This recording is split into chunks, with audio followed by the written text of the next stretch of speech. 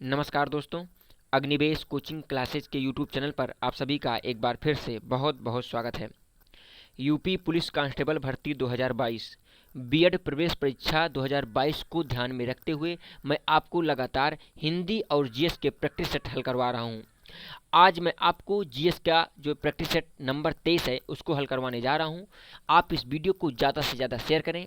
ये वीडियो आपके तैयारी में जान डालने का काम करेगा। बिल्कुल जानदार शानदार वीडियो है। आप इस वीडियो के अंत तक बने रहिए और अंत में कमेंट करके आप जरूर बताएं कि कितने प्रश्न आपके सही हुए हैं। चलिए पहले प्रश्न की ओर चलते हैं, देखते हैं पहला प्रश्न क्या है। देखिए पहला प्रश्न है, निम्नलिखित में भारत का कौन सा राज्य सर्वाधिक लंबी तटरेखा वाला राज्य है। यानी भारत का वह कौन सा राज्य है जिसकी सीमा समुद्र से सर्वाधिक साझा करती है। A option Andhra Pradesh, B option Gujarat, C option Tamil Nadu, D option Kerala. जल्दी से बताइए। चलिए मैं आपको आंसर बताता हूँ बहुत ही कम समय में। देखिए पहले एक्सप्लेन समझ लीजिए। भारत की सबसे लंबी तटरेखा वाला जो राज्य है वो है गुजरात। क्या है? गुजरात, यानी बी ऑप्शन सही है। और देखिए अगर हम मैप में देखें तो ये देखिए, ये भारत का जो ये मैप है, ये वाला हिस्सा जो है गुजरात है। और ये जो है ये कितने किलोमीटर में? 1600 किलोमीटर इसकी लंबाई है। कितना? 1600 किलोमीटर इसकी लंबाई है। और यदि कहता है कि भारत का दूसरा सबसे, यानी भारत का वह दूसरा राज्य कौन सा है जिसकी सीमा सर्वाधिक बड़ी है, किसमें, यानी लंबी है, किसमें? समुद्र तट से छू रही है, स्पर्श कर रही है, तो वो है आंध्र प्रदेश। आंध्र प्रदेश की तटरेखा जो है वो 974 किलोमीटर है। कितना? 974 किलोमीटर। चलिए तो समझ में आ गई बात। चलिए अगले प्रश्न की ओर चलते हैं। दूसरा प्रश्न क्या कह रहा है? निम्नलिखित राज्य केंद्र शासित राज्यों में जरवा जनजाति का निवास स्थान है। देखिए प्रश्न और ऑप्शन इंग्लिश और हिंदी दोनों में है, आप जिसमें समझना चाहें समझ सकते हैं। निम्नलिखित राज्य केंद्र शासित राज्यों में जरवा जनजाति का निवास स्थान, जरवा जनजाति का निवास स्थान है अरुणाचल प्रदेश, लक्षद्वीप, छत्तीसगढ़ या अंडमान और निकोबार। जल्दी से बताइए। तो देखिए मैं आपकी जानकारी के लिए बता दूं, अगर ये कह रहा है कि कौन सा राज्य या केंद्र शासित प्रदेश, इसमें दोनों है, तो कौन सा होगा कि जहां पर जरवा जनजाति का निवास स्थान है। तो देखिए जो ये जरवा जनजाति जो है ये भारत के अंडमान एवं निकोबार द्वीप समूह की एक प्रमुख जनजाति है। यानी कहने का मतलब आपका डी ऑप्शन बिल्कुल सही है। जरवा लोगों की त्वचा का रंग काला एवं कद छोटा होता है। इन लोगों का जो रंग होता है, देखिए इन दोनों का जो रंग होता है वो क्या होता है? काला होता है, कद छोटा होता है। ठीक। अंडमान निकोबार की अन्य जनजातियां ओंगे, सोपेंज, संटिलिनीज हैं। जिस जगह पर जारवा जनजाति रहती हैं उसको 1979 में अधिसूचना के द्वारा ट्राइबल रिजर्व एरिया घोषित किया गया था। याद रखिएगा, पूछ सकता है कि जारवा जो जनजाति है वो किसके द्वारा, किस अधिसूचना के द्वारा ट्राइबल रिजर्व घोषित किया गया? तो 1979 की अधिसूचना के द्वारा। समझ में आई ना बात? चलिए अगले प्रश्न की ओर चलते हैं। क्या है अगला प्रश्न? ध्यान दीजिए। निम्नलिखित में से किस राज्य से कर्क रेखा नहीं गुजरती है? निम्नलिखित में से किस राज्य से कर्क रेखा नहीं गुजरती है? बताइए। त्रिपुरा, छत्तीसगढ़, मणिपुर, मिजोरम। तो देखिए एक सूत्र मैं आपको बता दूं, मित्र पर गमछा झार। ये भारत के वे राज्य हैं कि देखिए भारत के वे राज्य हैं जिनसे कर्क रेखा होकर गुजरती है। यानी कहने का मतलब भारत के 8 राज्य। कितने राज्य? 8 राज्य। कर्क रेखा भारत के लगभग बीचों बीच से होकर गुजरती है। देखिए मैं आपको जानकारी के लिए बता दूं, देखिए अगर ये मैप है तो देखिए यहाँ से ऐसे, ये यहाँ से कर्क रेखा गुजरी है। और ध्यान दीजिए ये भारत के 8 राज्यों से कौन कौन? गुजरात, राजस्थान, मध्य प्रदेश, छत्तीसगढ़, झारखंड, पश्चिम बंगाल, त्रिपुरा, मिजोरम से होकर गुजरती है। अब बताइए इसमें किसका नाम नहीं आया? तो इसमें जो नाम नहीं आया है, यानी निम्नलिखित में से किस राज्य से कर्क रेखा नहीं गुजरती है, तो वो आपका मणिपुर, यानी कहने का मतलब सी ऑप्शन बिल्कुल आपका सही है। कौन सा ऑप्शन? C option. चलिए अगले प्रश्न की ओर चलते हैं। ये देखिए अगला प्रश्न क्या है? चित्रकूट होना चाहिए, चित्रकूट लिखा है, कोई दिक्कत नहीं है। चित्रकूट। चित्रकूट जलप्रपात निम्नलिखित में से किस नदी पर है? यमुना नदी पर, मंदाकिनी नदी पर, इंद्रावती नदी पर या नर्मदा नदी पर? बताइए चित्रकूट जलप्रपात, जल्दी से बताइए। तो देखिए चित्रकूट जो जलप्रपात है ये चित्रकूट जलप्रपात भारत के छत्तीसगढ़ राज्य के बस्तर जिले में इंद्रावती नदी पर स्थित है। ये देखिए इंद्रावती नदी पर, यानी कहने का मतलब सी ऑप्शन बिल्कुल आपका सही है। तो चित्रकूट जलप्रपात जो है वो कहाँ पर है, वो इंदिरा नदी पर स्थित है। साथ में याद रखिएगा छत्तीसगढ़ राज्य के बस्तर जिले में। समझ में आई ना बात। चलिए अगले प्रश्न की ओर चलते हैं। अगला प्रश्न क्या है, कुमायूं हिमालय निम्नलिखित में किन नदियों के बीच स्थित है। कुमायूं हिमालय ये किन दो नदियों के बीच में है, सिंधु और सतलज, काली और तिस्ता, या सतलज और काली, या तिस्ता और ब्रह्मपुत्र। बताइए कुमायूं हिमालय कहने का मतलब, ये जो कुमायूं हिमालय है इंपॉर्टेंट है। कुमायूं हिमालय निम्नलिखित में से किन दो नदियों के बीच में स्थित है। तो देखिए हिमालय क्षेत्र को 4 प्रमुख प्रादेशिक भागों में बांटा गया है, जैसे पंजाब हिमालय, कुमायूं हिमालय, नेपाल हिमालय और असम हिमालय। तो कुमायूं हिमालय जो है यह सतलज और काली नदी के बीच का क्षेत्र है। गंगा एवं यमुना नदी का उद्गम इसी क्षेत्र से होता है। तो यहाँ पर जो आपका ऑप्शन सही होगा, यानी जो यहाँ पर प्रश्न है कुमायूं हिमालय, ये जो है ऑप्शन जो आपका कौन सा सही है, सी, यानी कौन सा ऑप्शन, सी ऑप्शन क्या है, सतलज और काली, यानी कहने का मतलब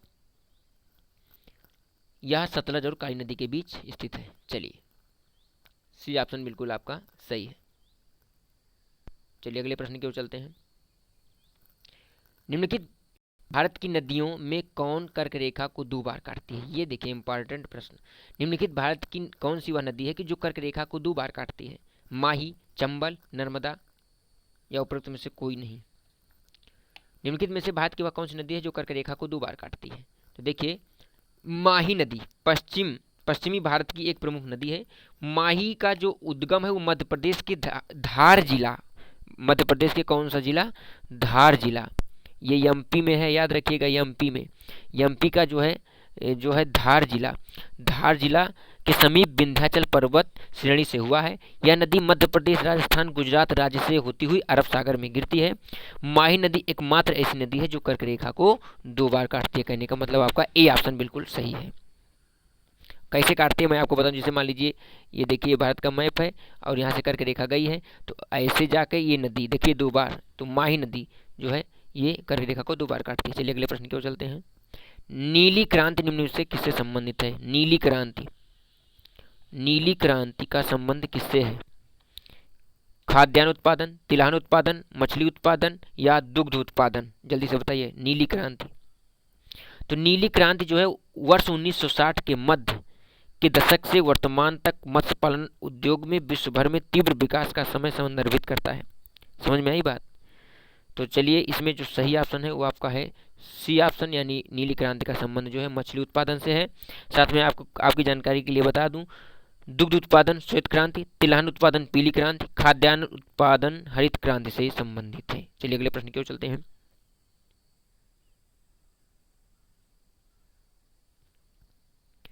भारत में सबसे बड़ी तेल शोधनशाला है।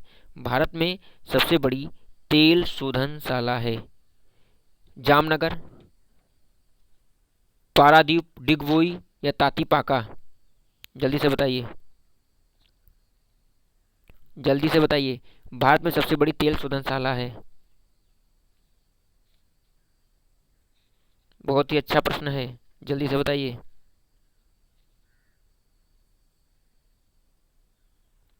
बताइए भारत में सबसे बड़ी तेल शोधनशाला जामनगर, पारादीप, डिगबोई, या तातीपाका।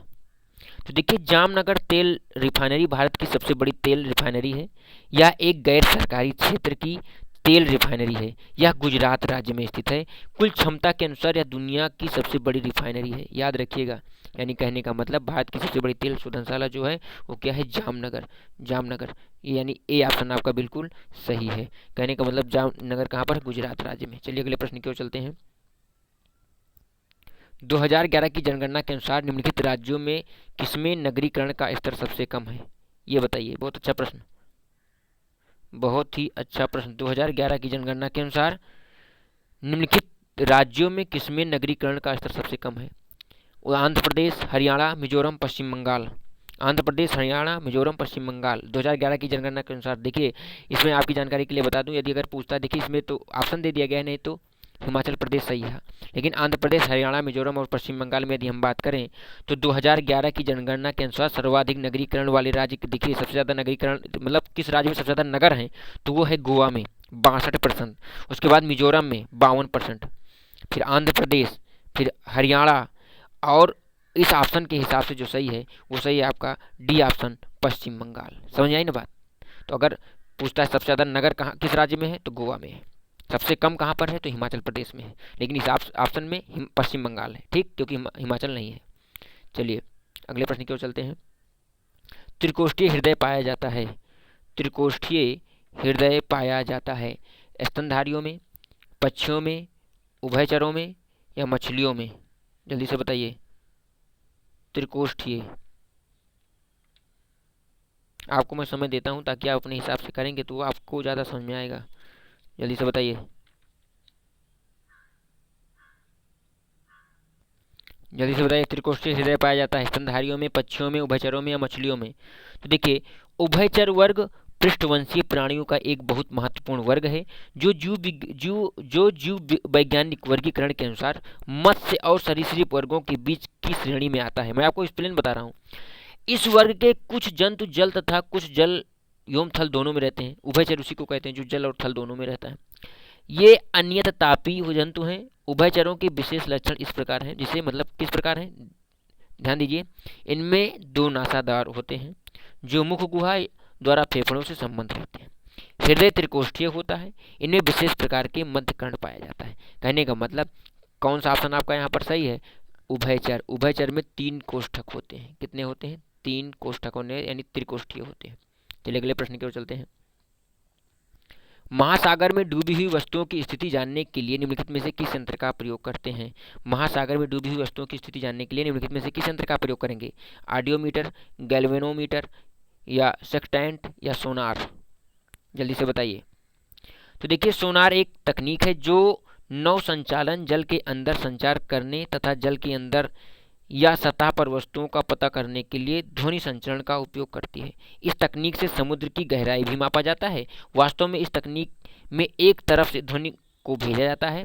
जब ध्वनि तरंग के सामने कोई वस्तु आ जाती है तो ध्वनि तरंग उसे टकराकर वापस आ जाती है, जिससे दूरी का पता लगाया जाता है। कहने का मतलब ये जो सोनार है इसी से डूबी हुई वस्तुओं की जानकारी हम प्राप्त करते हैं। चलिए अगले प्रश्न की ओर चलते हैं। भारत का ओसनिक नेशनल पार्क स्थित है। भारत का ओसनिक नेशनल पार्क स्थित है सुंदरबन, चिल्का झील, निकोबार आइलैंड, या कच्छ? जल्दी से बताइए, जल्दी से बताइए। तो देखिए, भारत का ओसनिक नेशनल पार्क कच्छ की खाड़ी गुजरात में स्थित है। कहाँ पर है? कच्छ की खाड़ी गुजरात में। कहाँ पर है? गुजरात में। चलिए अगला प्रश्न क्या कह रहा है? ईंधनों में एकमात्र ऊर्जा का चरम स्रोत है। ईंधनों में एकमात्र ऊर्जा का चरम स्रोत है क्या? पृथ्वी, सूर्य, समुद्र, चंद्रमा? जल्दी से बताइए। जीवाश्मी ईंधनों में एकमात्र ऊर्जा का चरम स्रोत है क्या है? तो देखिए, जीवाश्मी ईंधनों का चरम जो स्रोत है वो सूर्य है। कहने का मतलब आपका बी ऑप्शन बिल्कुल, यानी संसार में अगर कहा जाए ऊर्जा का सबसे बड़ा स्रोत सूर्य है, क्योंकि सूर्य से ही सभी जीव जंतु को ऊर्जा मिलती है। जैसे सूर्य के प्रकाश से पौधे प्रकाश संश्लेषण द्वारा अपने भोजन का निर्माण करते हैं तथा इन पौधों को शाकाहारी जंतुओं द्वारा अपने आहार के रूप में ग्रहण कर ऊर्जा प्राप्त किया जाता है। ठीक इस तरह खाद्य श्रृंखला में जीव एक दूसरे पर आश्रित रहकर ऊर्जा ग्रहण करते हैं। बी ऑप्शन आपका बिल्कुल सही है। चलिए अगले प्रश्न की ओर चलते हैं। भारत में मानसून की उत्पत्ति निम्नलिखित पवनों में किसके द्वारा होती है? किस पवन के द्वारा? दक्षिण पश्चिम पवन द्वारा, दक्षिण पूर्व पवन द्वारा, उत्तर पूर्व पवन द्वारा, या उत्तर पश्चिम पवन द्वारा? बताइए भाई, बहुत अच्छा प्रश्न है, बहुत ही अच्छा प्रश्न है। जल्दी से बताइए।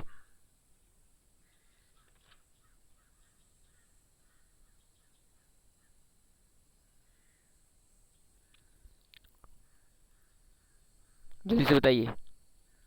भारत में मानसून की उत्पत्ति निम्नलिखित पवनों में किसके द्वारा होती है? तो देखिए, भारत में जो है अगर मानसून की उत्पत्ति के बारे में दक्षिण पश्चिम पवन द्वारा होती है।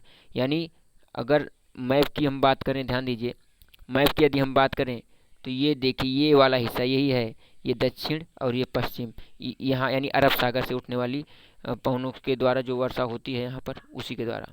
यानी कहने का मतलब जो आपका ऑप्शन सही है वो कौन सा सही है? जल्दी से बताइए। ये ऑप्शन बिल्कुल आपका सही है। चलिए अगले प्रश्न की ओर चलते हैं। वन अनुसंधान संस्थान स्थित है? बताइए, बहुत अच्छा प्रश्न है। वन अनुसंधान संस्थान स्थित है, कहाँ पर स्थित है? जल्दी से बताइए। वन अनुसंधान संस्थान स्थित है देहरादून में, भोपाल में, नई दिल्ली में या नागपुर में? जल्दी से बताइए, ये प्रश्न कई बार पूछा गया है। वन अनुसंधान संस्थान, देखिए वन अनुसंधान संस्थान की स्थापना 1906 में देहरादून में हुआ था। 1906 में कहाँ पर हुआ था? देहरादून, यानी 1906 में देहरादून में हुआ था। इस संस्थान का पूर्व में इंपीरियल फॉरेस्ट रिसर्च इंस्टीट्यूट नाम था, जो वर्ष 2006 में वन अनुसंधान संस्थान के शताब्दी वर्ष के रूप में मनाया जाने लगा। ठीक, चलिए अगला प्रश्न क्या कह रहा है। उत्तर प्रदेश के प्रमुख लोकगीत, उत्तर प्रदेश के प्रमुख लोकगीत बताइए क्या है? दारुण अवधि ब्राज, या करुणा भक्ति सायरा, या द्रुपद ब्राज करुणा, या बिरहा चैती ढोला? बताइए, उत्तर प्रदेश का प्रमुख लोकगीत है।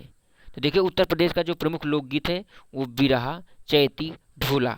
और बिरहा जो है पूर्वांचल क्षेत्र में, चैती जो है ये भी पूर्वांचल क्षेत्र में, और ढोला जो है आगरा में होता है। यानी कहने का मतलब जो आपका ऑप्शन सही है वो डी बिल्कुल सही है। यानी बिरहा चैती ढोला जो है ये उत्तर प्रदेश के प्रमुख लोकगीत हैं। चलिए अगले प्रश्न की ओर चलते हैं, क्या है देखते हैं। उत्तर प्रदेश के प्रमुख लोक नृत्य कौन से हैं? अब देखिए लोक नृत्य पूछ रहा है। बिहू घूमर गरबा, चरकुला कर्मा पांडव, या राव नाच भांगड़ा राउफ, या लावड़ी कथक कथकली? जल्दी से बताइए।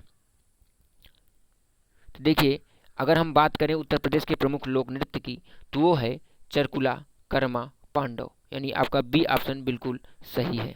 चलिए ये जो है उत्तर प्रदेश का लोक नृत्य है। चलिए अगले प्रश्न की ओर चलते हैं। निम्नलिखित में से कौन सा उत्तर प्रदेश के सर्वाधिक फसल के क्षेत्र के अंतर्गत जो है सही सुमिलित नहीं किया गया है? जल्दी से बताइए। फसल जो है उसमें सही सुमिलित नहीं किया गया है। जैसे सरसों है आगरा, आलू फर्रुखाबाद, मक्का वाराणसी, तिल हमीरपुर।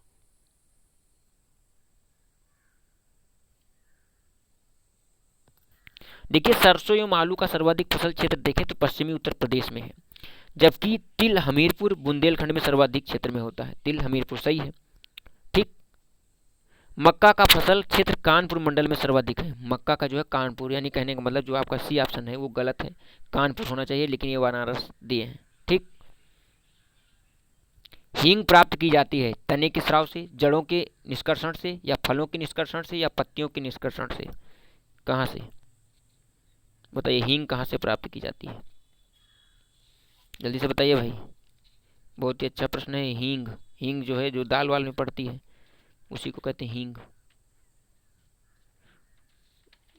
तो देखिए मैं आपको बता दूं, हींग जो है इसमें दो ऑप्शन सही है, एक ए और एक बी। जड़ों से के निष्कर्षण से और तने के श्रावण से भी, दोनों से अगर पेपर में मिलेगा तो एक या ए बी या दोनों, तो ऐसे करके कुछ रहेगा। तो यानी तने से भी और जड़ों के निष्कर्षण एवं श्रावण से जो है मिलता है। समझ आई ना बात।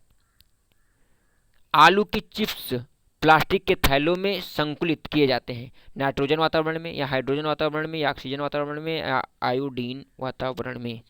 बताइए चिप्स के पैकेट जो आप लोग चिप्स खाते हैं उसमें गैस भरी रहती है ना, तो किस प्रकार की गैस है?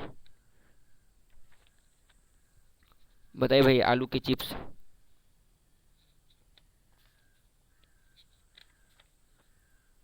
बहुत ही अच्छा प्रश्न है कि थैलों में संकुलित किए जाते हैं क्यों। देखिए यहाँ पर जो आपका सही है वो सही है ए ऑप्शन, यानी नाइट्रोजन वातावरण में।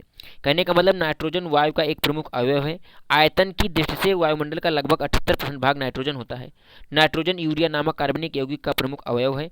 यूरिया में नाइट्रोजन 46% पाया जाता है। नाइट्रोजन का उपयोग कृत्रिम गर्भाधान के लिए बैल के वीर्य को संरक्षित करने में होता है तथा विद्युत बल्ब बनाने में, उर्वरक बनाने में, विस्फोटक बनाने में, पैकेटों में बंद खाद्य सामग्री को संरक्षित करने के लिए भी उपयोग किया जाता है।